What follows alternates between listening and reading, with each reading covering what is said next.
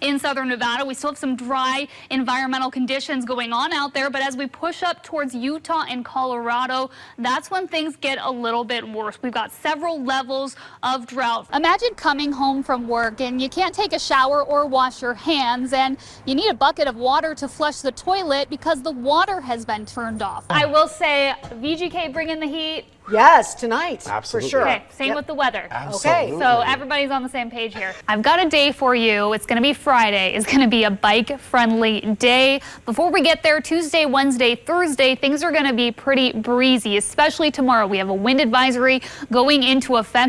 While the high temperatures affect all of us here in southern Nevada, for a lot of locals, extreme heat isn't just about how hot it gets, it's about whether you can escape it. We are up here at Lee Canyon right now, having a lot of fun up at the kickoff of their Music in the Mountain series that they're doing up here. It's free concert, just pay for parking. There's food, beer, dogs, mountain biking, hiking, and fun. Honestly, it's just a great time, and I'm really happy to be up here because the temperatures are significantly cooler. Take a look at your screen. Taking a look outside right now, we've got clear blue skies over at Las Vegas, dealing with a lot of sunshine, and in fact, tomorrow we're going to be dealing with an elevated heat risk because temperatures are just going to continue to climb. So let's take a look at the current temperatures. We're around 101 in Las Vegas, 102 Boulder City, Overton, 106 Mesquite, 104, definitely toasty there. 106 in Laughlin. We're still in the 90s towards Pahrump and Prim, but barely. Tomorrow, we're going to get those temperatures into a little bit of a higher territory. We're looking at 106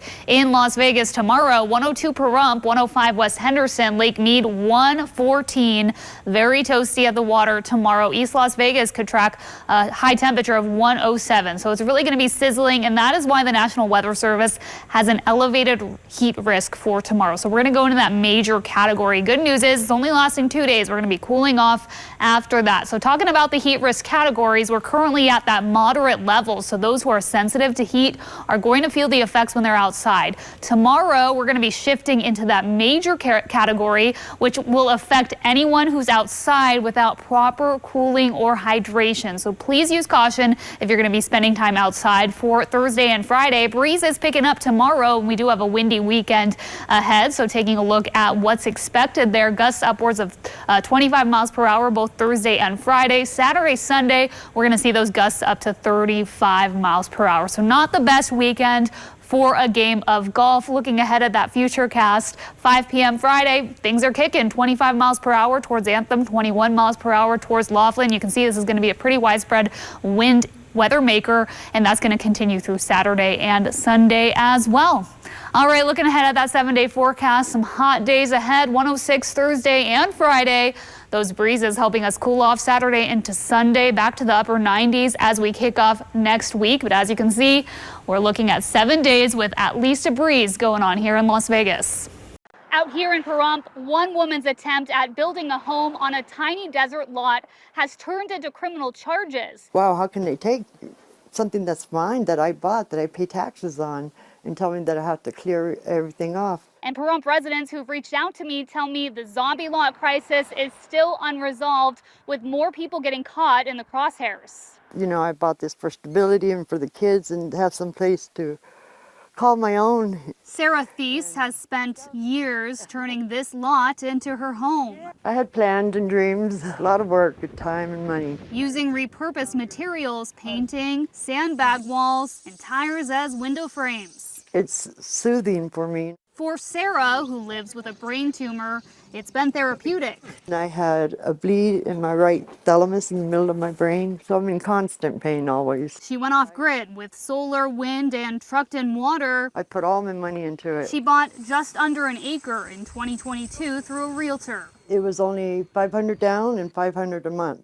so I knew that I could afford that. Using disability back pay, $7,000 later, it was paid off. And what a good feeling that was, you know, to get a deed to a piece of property. That was a big thing for me. But Sarah didn't know it was a zombie lot, too small for development or utilities. They're saying that I can't live on my property and I can't build on my property. Over the last year, code compliance has come knocking. I was in tears. I didn't know what to do. Now, on top of health issues, Sarah faces a court date and criminal complaint. Facing criminal charges. I don't even have a background, you know, I have a clean record. At Tuesday's Nye County Commission meeting, residents called for action. Do we want a thriving community or a ghost town? Nye County should stop selling zombie lots in order to stop perpetuating the zombie lot problem. And Sarah says what's worse, these zombie lots just keep going back up for auction. You can't live, you can't build, but they continue to sell these lots. For the locals caught up in Pahrumph's zombie lot crisis, these properties have become more than just undeveloped land. They've become a dead end, with some feeling stuck with no clear path forward. I'll continue to follow this one. For now, reporting in Pahrump, I'm Geneva Zoltek.